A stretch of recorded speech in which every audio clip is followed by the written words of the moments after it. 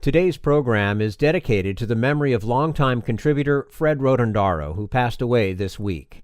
Fred was a true champion of progressive causes, and he brought his insight, knowledge, and experiences to this program many times over the years. But first and foremost for Fred was his family. They were his pride and joy. Fred was a devoted husband, father, grandfather, and friend to many. We will miss him dearly.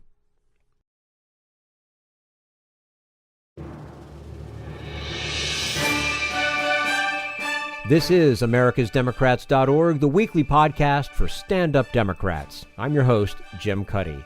Tax reform is next on Mitch McConnell's to-do list, and author T.R. Reid says Congress has an opportunity to make April 15th just another sunny spring day. Journalist David Callahan is an expert on the world of philanthropy, and he says charitable giving will never replace government support for worthy causes. And filling in for Bill Press, Peter Ogburn and Jonathan Levy, talking with Matt Fuller about Trumpcare. Had enough of Fox News, the House Freedom Caucus, and Donald Trump? If you want the facts that you won't get from them or from the fake news sites of the alt-right, then stay tuned.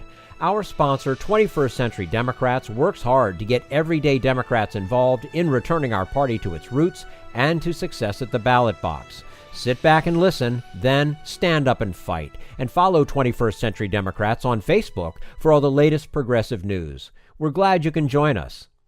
Tax reform has happened every 32 years, and author T.R. Reid tells us it is time again and how the system could be made a lot fairer.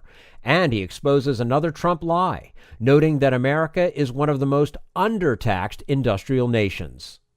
And we say hello to T.R. Reid, one of the nation's best-known reporters through his books and articles, his documentary films, his reporting for the Washington Post, and his commentaries on NPR. His new book is A Fine Mess, A Global Quest for a Simpler, Fairer, and More Efficient Tax System. T.R. Reid, thanks so much for joining us today on AmericasDemocrats.org. Great to be on your podcast. Thanks. You're quite welcome. In your book, you're calling for an overhaul of the tax system from scratch, saying next year is the time to do it. Why next year? Well, this is a matter of history. If you look at the history of the American income tax, it started in 1913. Congress passed a fairly comprehensive tax code in 1922. And guess what? The lobbyists came in and threw in all sorts of loopholes and exemptions. By the time Eisenhower became president in 1953, it was a total mess. He said we have to throw it out and start it over, and we did. That was the Internal Revenue Code of 1954. 30 years later, the thing was a mess. It was full of exemptions and loopholes, and a conservative president, Ronald Reagan, and a liberal House Speaker, Tip O'Neill, agreed to change it. They threw out the code, started over. That was the Internal Revenue Code of 1986. Well, if you look at this, 22 to 54, 54 to 86, that's every 32 years we have to do this. And the next 32 years is up in 2018. And sure enough, the code is an impossible mess. It's a monstrosity full of giveaways to different interest groups. And the only way to fix it is to throw it out and start over. So what I say in my book is the time has come and 32 years is up. We need a new Internal Revenue Code of 2018.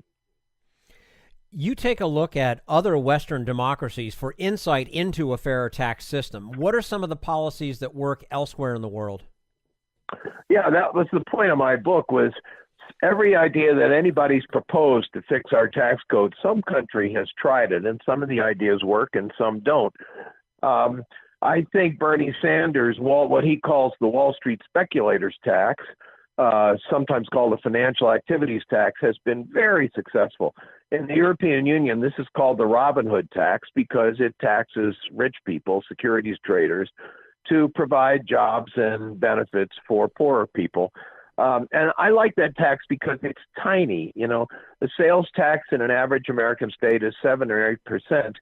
The Wall Street speculators tax in Europe, it's 0.0001%. It's $1 on a $100,000 transaction, which means it's a very small tax for people like you and me who maybe trade stocks now and then. But it actually brings in a lot of money because of these guys who are trading stocks every hundredth of a second at the billions of dollars. So I think that one is a very good tax, the financial activities tax, or what Bernie called the Wall Street speculators tax. I think the value added tax, which is kind of a sales tax that applies to every level of transaction, has been a very successful tax. And in fact, 176 countries have it. The only ones that don't are countries too poor to have any tax, or the United States, the world's richest country. The VAT is a good tax because it taxes consumption, not labor, not savings.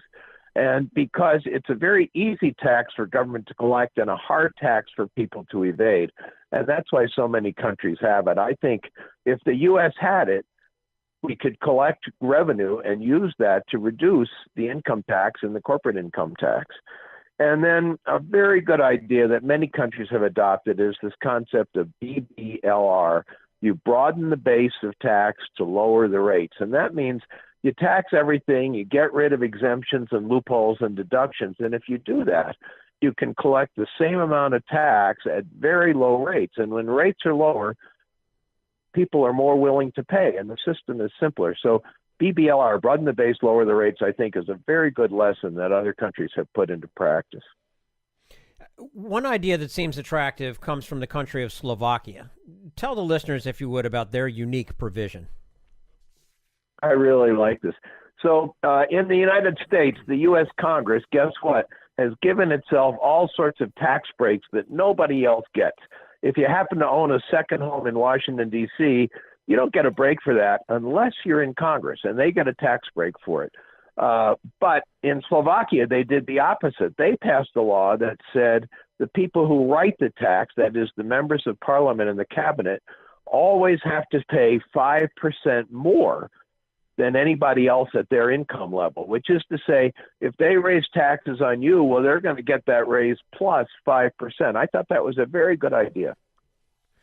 That would keep things in check. I think so. I think it's a good plan, and it makes them sensitive to tax changes and recognizes the kind of privileges they get. Would U.S. Congress ever do that? I recommend it in my book. And if they're reading it, perhaps. Well, the other thing too is that it also would naturally just give anything they do more thought, and perhaps not. I think that's right. If it's going to cost them, yeah. Yeah. I mean, and more thought overall. That's good for anything. We're speaking with T.R. Reid, author, reporter, commentator. His new book is A Fine Mess, A Global Quest for a Simpler, Fair, and More Efficient Tax System. T.R., you are in favor of a value-added tax. You mentioned that a moment ago, that most countries already have. How does that work for Americans at the supermarket, gasoline pump, and movie theater? Well, in 46 of our 50 states, Americans are already paying a retail sales tax. And a value-added tax is just a sales tax that applies at every level. So when people go to the store, they're already paying a sales tax, and a VAT is just a form of sales tax. So if the rate stayed the same, it would make no difference. If the government decided to raise the rate of the VAT, then people would pay a higher price for their goods because of the higher tax. But that's not built into the plan. You could have a VAT at the same rate as retail sales taxes.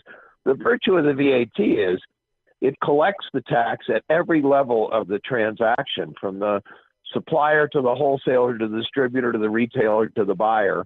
And that makes it a very easy tax to collect and a hard tax to evade. So this is why 176 countries around the world have adopted the VAT. The only big country that hasn't is the U.S. We're way behind the eight ball on this. So I say in my book, when it comes to taxation, it's like Americans are still banging out letters on a typewriter and dropping them in a mailbox, and everybody else has moved on to texting and Snapchat. Mm-hmm. And speaking of social media references, President Trump has said that the United States is the most taxed country in the world. Is this true, or is this just another alternative fact? This is not true. It's an alternative fact. The president said that constantly during the campaign. He said it since he entered the White House, and he's just wrong. According to the Organization for Economic Cooperation and Development, that's kind of the United Nations for rich nations, of the 35 richest countries in the world, the total tax burden, the amount of tax we pay total, in the U.S. is 32nd out of the 35 richest countries. Let's see, Chile, Mexico, and South Korea pay a little less than we do. No, relative to other countries, we pay less income tax, less Social Security tax, less sales tax, less gas tax, less tobacco tax. The one place where the president is right is the corporate income tax, and America's is just about the highest in the world. And we ought to cut that. I agree with the president on that because it's an unfair disadvantage to American companies. But overall, if you take total tax burden, America is one nation undertaxed, as one of the economists said to me. I wonder if perhaps he was just making the blanket statement when all his mind was on just the business community. Perhaps we can give him the benefit of the doubt there. He's sometimes a little sloppy with language, shall we say. So, yeah, he's right about the corporate tax. He's wrong about the other ones. Why do people hate the IRS so much? They don't make tax policy, and the degree to which they cannot collect what is owed makes the system even more unfair.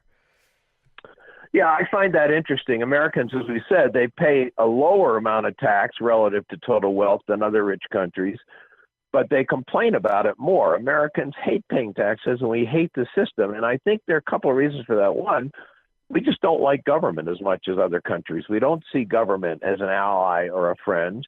From the very beginning, we try to limit government, and so we don't like paying for government. But second, we've made it so hard. There's no country in the world that makes it as difficult just to pay your taxes as the U.S. According to the IRS, Americans spend about 6 billion hours a year just dealing with the returns. We pay $10 billion to H&R Block and providers like that, another $2 billion for tax software that still takes several hours to work. And it doesn't have to be that way. In many countries, in the Netherlands, average time to file your state and federal tax, 15 minutes. In Japan and the UK, most people don't have to file a return at all. The government fills out the form for you. It sends you the form. If the numbers look right, you say yes, and it takes 1 minute. And guess what? The IRS could do that for us if Congress would let them. The IRS could fill out the form for just about every family in America. But when that's proposed in Congress, guess what? H&R Block lobbies against it. So, of course, people hate taxes because we've made it harder, vastly harder than it has to be.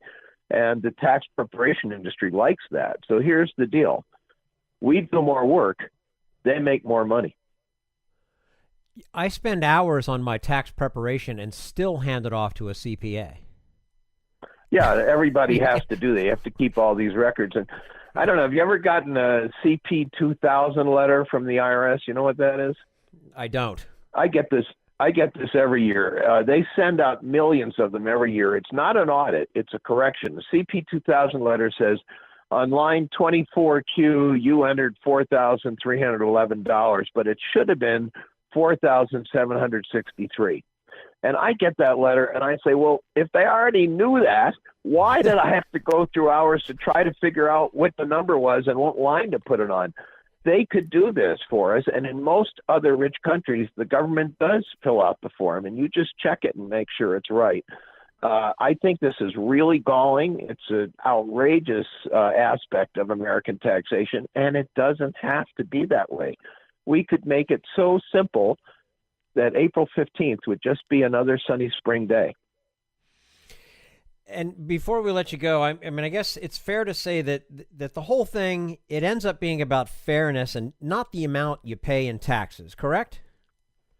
I think that's exactly right. And from the start of our income tax, it was about fairness. It was about asking the people with the most money to contribute more to support the government, supports them. Yeah. The key question is not how much you pay in tax, but how much you have left after you pay your taxes. And a fair tax code would see to it that hardworking people at the median income have a good deal of money left after they pay their taxes. And the way to do that is to graduate the rates and ask the wealthiest people to pay a little more. This is true in just about every country. And when the tax code started, the reason the rates were graduated from the very beginning on our income tax in 1913 was a term that Woodrow Wilson and others were using. They called it tax justice. And tax justice says you need a tax code that's efficient, you need a tax code that's easy to pay, but mainly you need a tax code that's fair. And if the code is fair, then everybody willingly pays because they don't have the feeling that some rich guy is getting away with nothing. And one of the things that you mentioned earlier that seems the most fair to me and probably the easiest to sell to a broad audience would be the BBLR. I think BBLR works if you change the whole code. And then, some people lose an exemption that they really like or a deduction. But overall, you get a simpler and fairer code and you get lower rates. So I think that combination, you take away maybe a deduction somebody likes, but he gets a simpler return. He gets lower rates. And history has shown all around the world that people buy that trade-off. That's what we should do, too. We should vastly simplify the code, broaden the base, collect the same tax with lower rates, and then we'd have a tax code we could finally be proud of. His book is A Fine Mess, A Global Quest for a Simpler, Fairer, and More Efficient Tax System. T.R. Reid joining us today on americasdemocrats.org. T.R., as always, we appreciate your time with us and do look forward to having you back again soon. So much. Thank you so much. I'm delighted to be on America's Democrats again. Thanks. You're quite welcome. Thank you. And this is americasdemocrats.org, the weekly podcast for stand-up Democrats.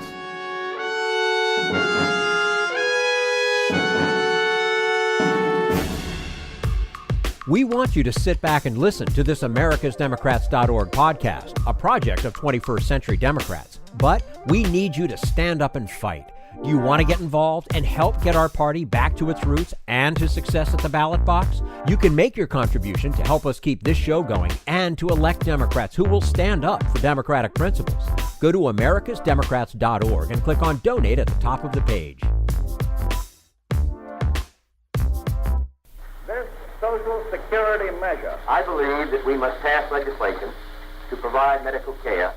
This is our tradition. When our grandparents came to America, it was the Democratic Party which said, welcome. It was the Democratic Party, the party of Roosevelt and Truman and Kennedy and others, who said that America belonged to all its people, not just a handful of the rich or a few giant corporations. That's why great leaders like FDR fought so hard for Social Security, and why JFK stood up to the insurance companies and their Republican allies to get Medicare. It's not just one thing, or one time, in one place. It's about a whole history of standing up to the Republicans and saying someone has to be on the side of regular working people in America, whether it's defending Social Security or just the way your loved ones are treated on the job. That's what the Democratic Party is all about. And that's why this message has been brought to you by the Democratic Party. Working people like you and me. Paid for by 21st Century Democrats. Not authorized by any candidate or candidates committee. This is americasdemocrats.org, the weekly podcast for stand-up Democrats.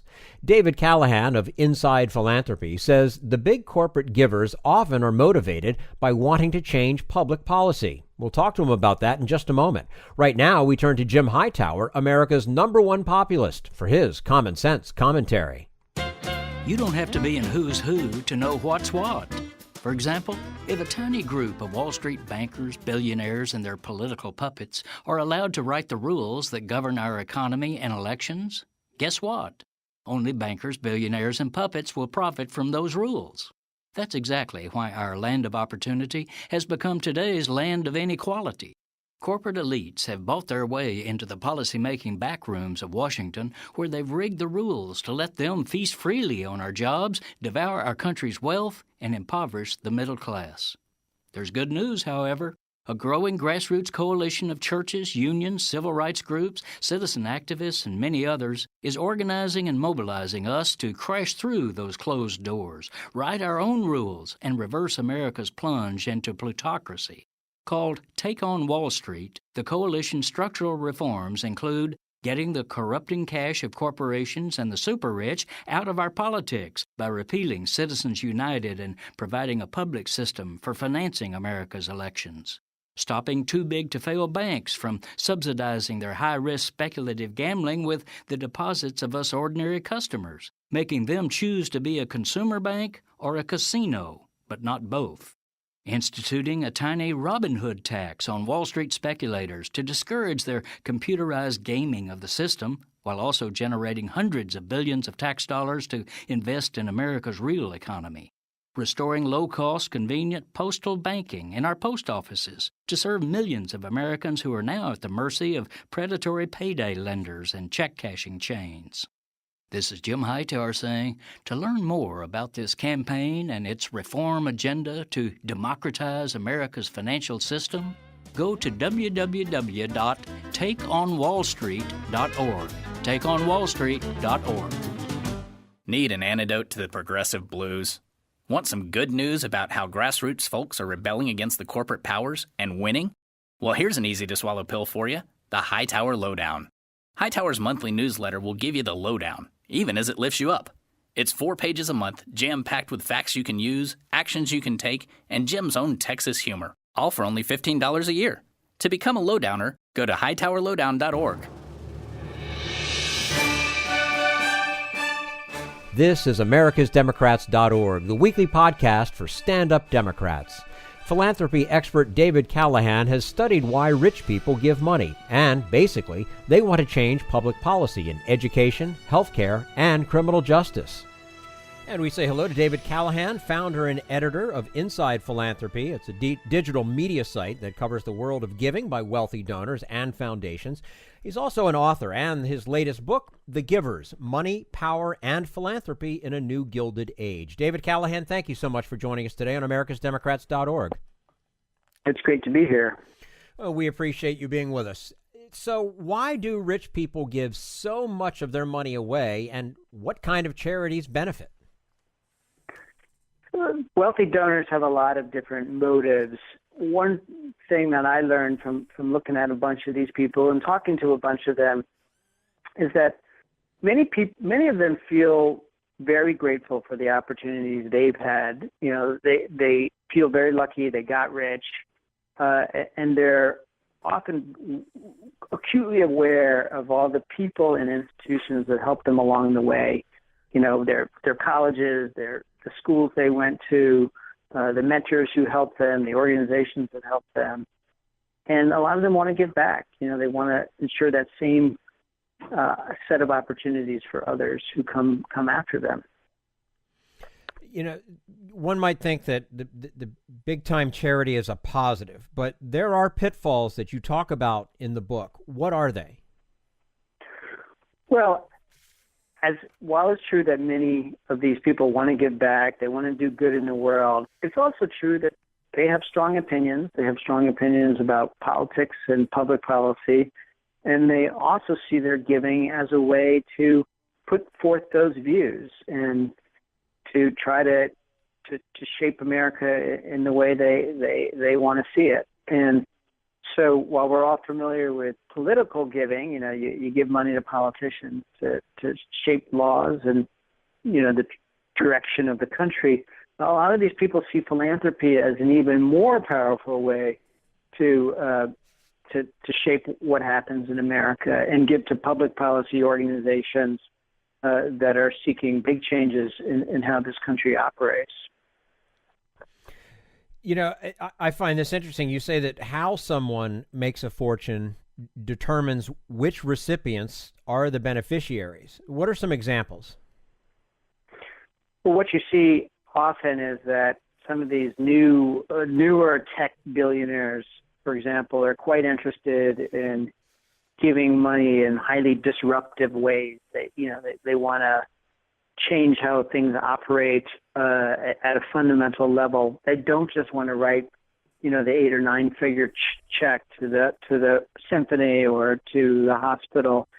They want to give it to some organization that's going to say change how public schools operate or change how, you know, anti-poverty efforts are conducted. You know, they want their money to have some kind of, you know, systemic effect and make kind of a structural change. And that makes them different than some of the more traditional donors who've come before. We're speaking with David Callahan, founder and editor of Inside Philanthropy, and his latest book is The Givers, Money, Power, and Philanthropy in a New Gilded Age. David, are you concerned at all that the flood of philanthropical dollars means people will perhaps say government doesn't need to do its job solving society's problems? Well, I think one risk here is that philanthropy is going to end up more in the driver's seat of American life, that what we're seeing is government. Many Americans do believe in government and want government services, but government, faces a lot of fiscal pressures, lots of budget cuts, a lot of programming. Even before Donald Trump was proposing budget cuts, government was under a lot of pressure.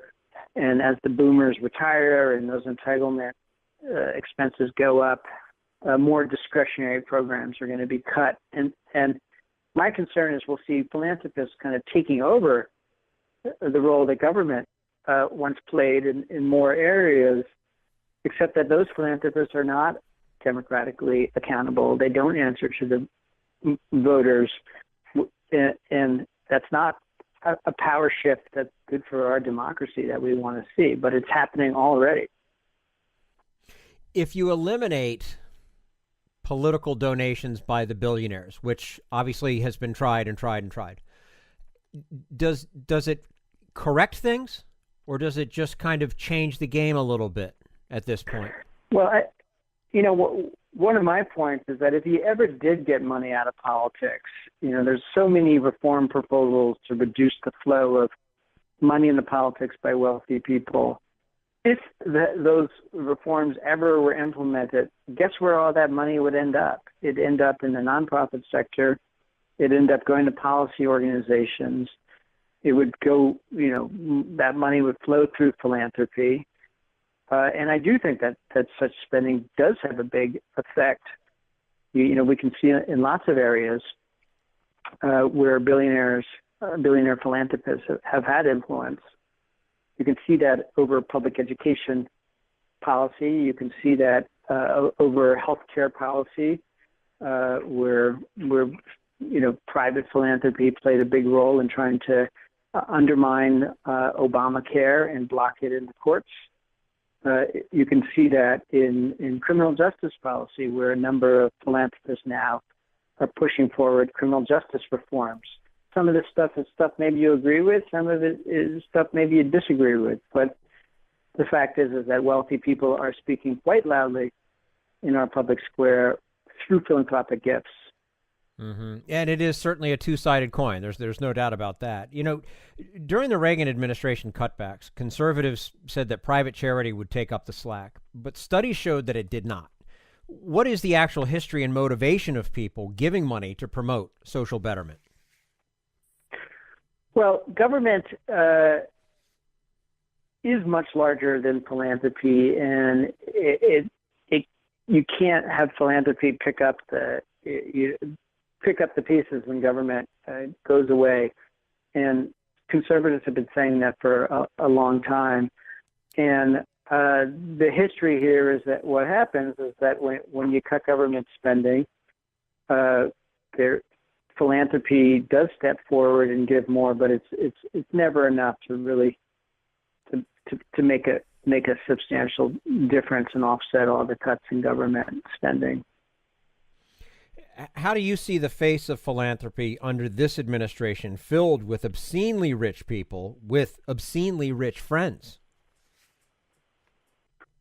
Well, I mean, we have a philanthropist who is now our education secretary, and Betsy DeVos.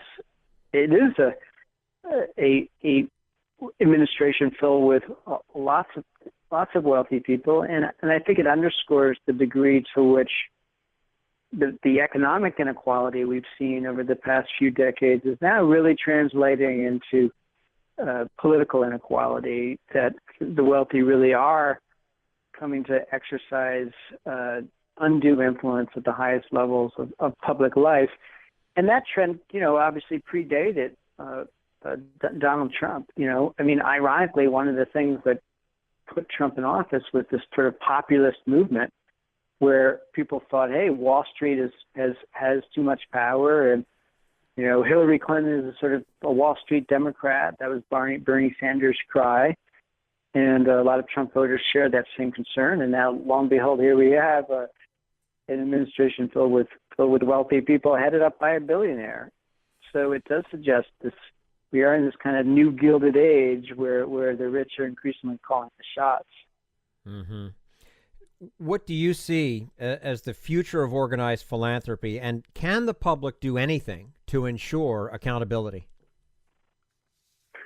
I do think that the public can do more to ensure accountability as we look at a future of philanthropy that includes more and more big, high-level giving. I mean, every time you turn around, it seems like another billionaire is showing up with big ideas and deep pockets, and trying to push their agenda. And I think at the very least, the public can demand more accountability in the form of a greater transparency, so we know who's doing what and where this money is flowing.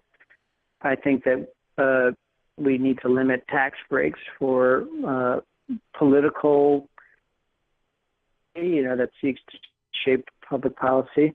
And I don't think that these are unreasonable requests.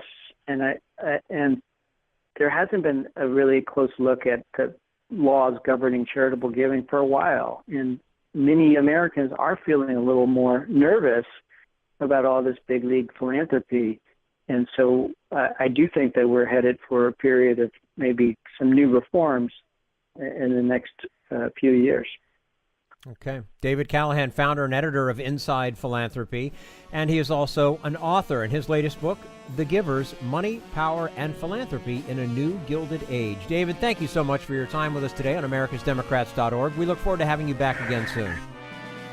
Great to be here. Thank you. You're quite welcome. And this is americasdemocrats.org, the weekly podcast for stand-up Democrats.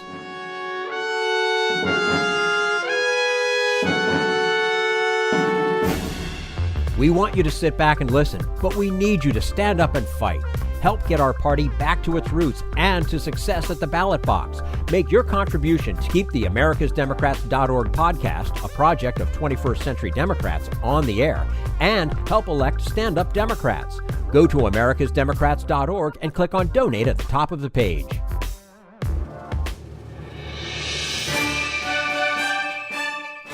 This is americasdemocrats.org, the weekly podcast for stand-up Democrats. And now, Peter Ogburn and Jonathan Levy talk with Matt Fuller on the Bill Press Show about Trumpcare. So, where does it go from here, Matt? That's the good question. So McConnell's always had sort of a narrow pathway to doing this.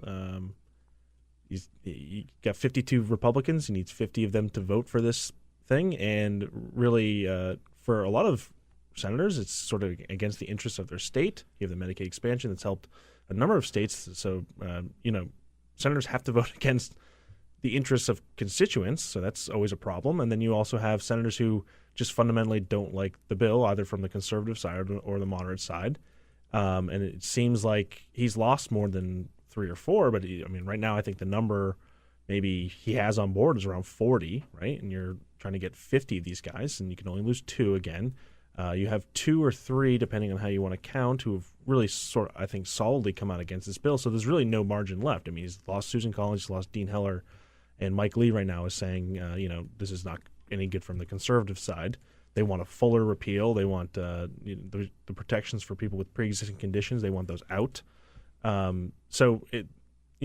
What the changes what conservatives want are not going to appease moderates at all. Right. And the changes that moderates want, which are, putting back Medicaid funding and protecting a lot of those things that the conservatives want to get rid of, it's just a difficult path to cut a deal. And I think John Cornyn had the quote of the day yesterday, which was something like, every time you get one bullfrog in the wheelbarrow, another one jumps out. And folksy. Yeah, you can do it with a Texas charm, Well, and all of that is happening under the cloud of this being maybe the most unpopular piece of legislation I've ever seen in my entire life. By the way, breaking news, Jessica Taylor from NPR put out, I have to find out where this failing NPR? For the failing fake news NPR, put out a poll of the popularity of the Senate health care bill. It's a new Post poll that just came out post CBO. That is correct. It is. Do you have the numbers in front of you? 17%. 17%. That is the approval rating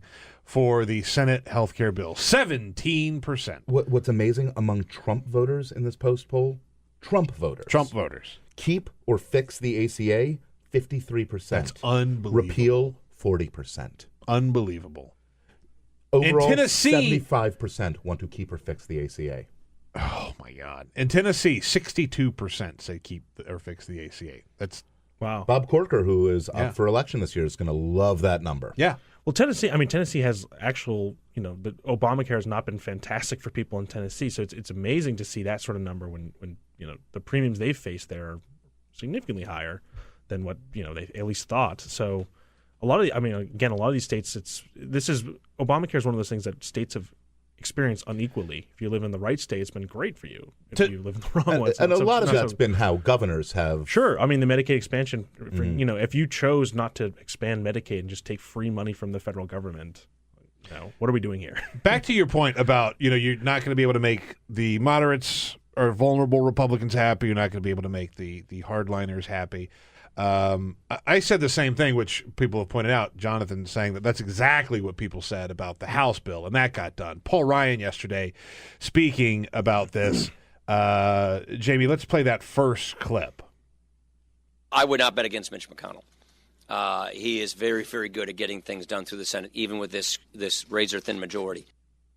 And he goes on to say that the Senate will move on this bill one way or the other. Yeah. I don't know what day, but I have every expectation the Senate will move this bill, and I assume this bill will have changes. You know why? Because we all made promises we would do that. Every Republican senator campaigned on repealing and replacing this law.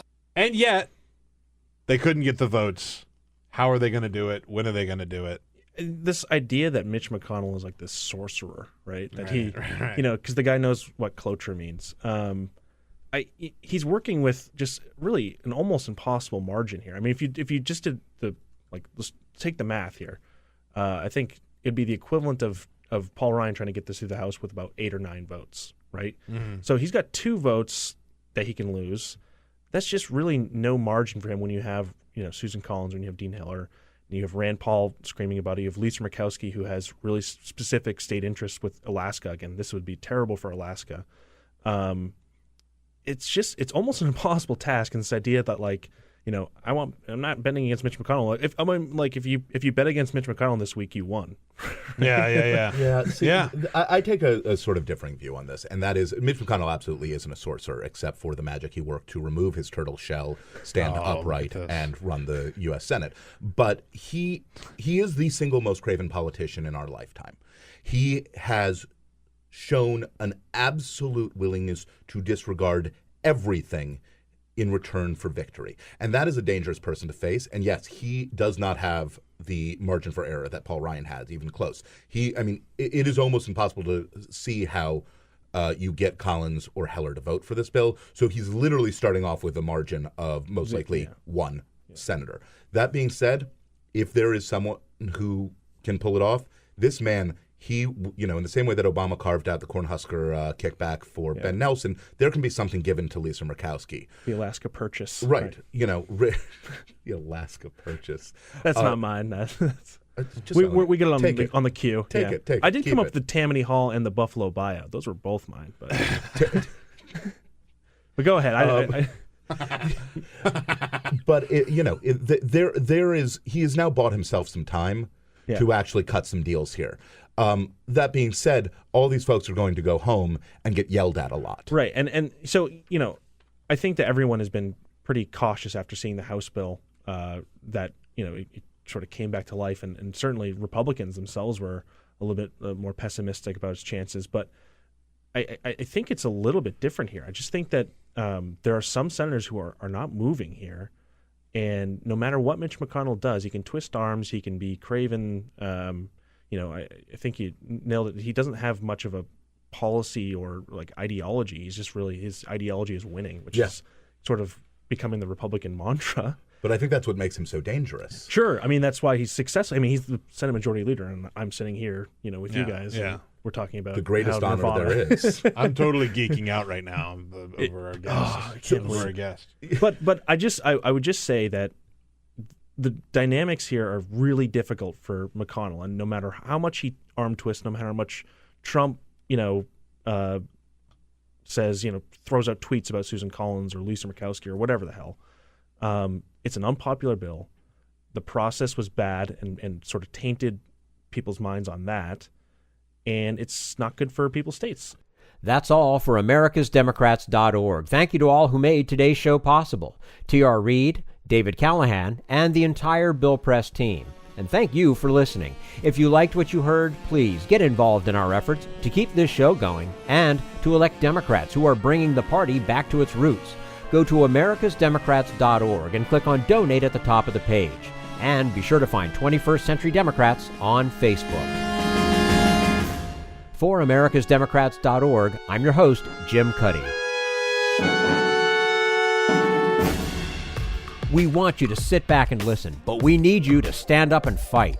Join us. Support the americasdemocrats.org podcast, a project of 21st Century Democrats, and help elect Democrats who will stand up for democratic principles with your contribution today. Go to americasdemocrats.org and click on Donate at the top of the page.